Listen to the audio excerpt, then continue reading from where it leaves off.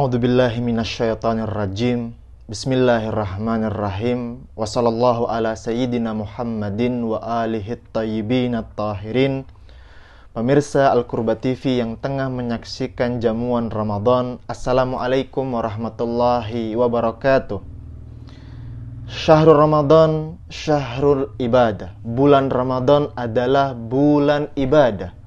Allah Subhanahu wa ta'ala mengundang kita semua ila diyafatihi, menuju ke perjamuannya, ke dalam perjamuannya. Dan apabila kita perhatikan dengan bersama, masalah perjamuan ini bukan hanya tentang apa saja yang Allah hidangkan, bukan juga hanya tentang berapa banyak macam hidangan yang Allah sajikan, bukan juga tentang hanya berapa banyak seharusnya hidangan tersebut kita santap. Tetapi salah satu hal yang sangat penting dalam masalah perjamuan ini adalah seberapa jauh kita dapat merasakan dan menikmati setiap hidangan yang Allah berikan dan suguhkan kepada kita. Dan bulan suci Ramadan, bilutfihi wa inayatihi, Allah Subhanahu wa ta'ala membuka hati kita untuk dapat merasakan nikmat dan lezatnya setiap amal, setiap ibadah, dan setiap doa yang kita lantunkan di bulan suci Ramadan.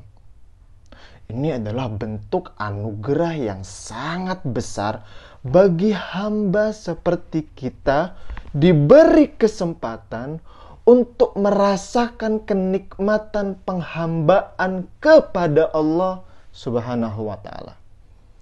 Karena di selain bulan Ramadan, karena dosa-dosa yang kita lakukan, karena kotornya hati kita kesulitan untuk dapat merasakan kenikmatan dari setiap ibadah yang kita lakukan, setiap amal yang kita lakukan, bahkan setiap doa yang kita panjatkan kepada Allah Subhanahu wa ta'ala. Ikhwan dan akhwat pemirsa Al-Qurba TV yang dirahmati oleh Allah Subhanahu wa ta'ala.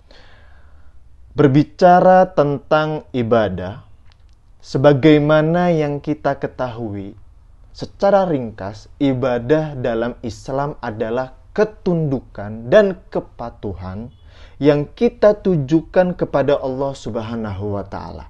Oleh karena itu, Islam menolak tegas segala bentuk peribadatan dan penghambaan kepada selain Allah Subhanahu wa ta'ala. Tetapi pertanyaannya adalah, apa itu makna dari menyembah selain Allah Subhanahu wa ta'ala?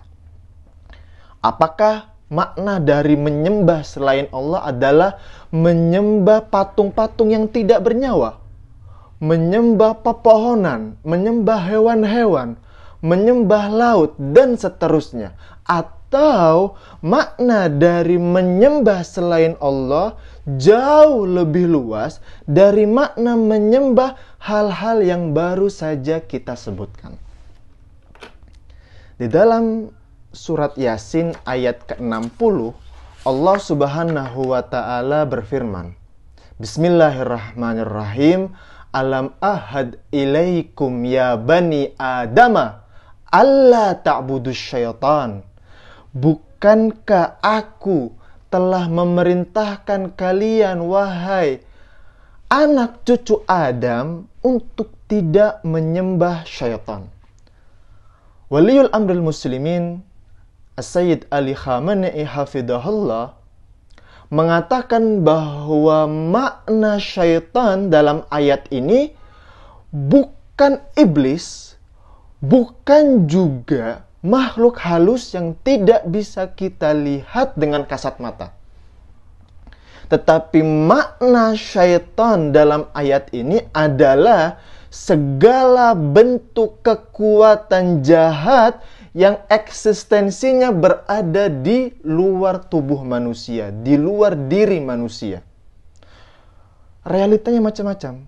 Bisa jadi pemimpin yang zalim, kelompok yang toksik, teman yang buruk, dan seterusnya. Karena setiap kekuatan jahat, kekuatan buruk yang eksistensinya berada dalam diri manusia disebut sebagai al-ammaratu bisu. Dalam ayat lain Allah Subhanahu wa taala berfirman, Bismillahirrahmanirrahim, ara'aita man ittakhadha ilahahu hawahu, apakah engkau telah memperhatikan, telah melihat orang-orang yang menjadikan hawa nafsunya sebagai Tuhannya, sebagai sesembahannya.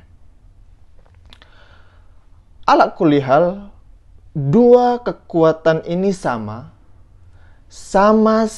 merusak, sama-sama buruk, dan sama-sama berusaha untuk menggiring kita ke dalam keburukan dan dalam penyimpangan. Kedua kekuatan ini seperti duri dan api, keberadaannya di tengah jalan kerap kali membuat kita keluar dari jalur ubudiyah dan penghambaan kepada Allah Subhanahu wa taala. Maka makna dari menyembah selain Allah Subhanahu wa taala bukan hanya ketika seseorang itu menyembah patung-patung yang tidak bernyawa.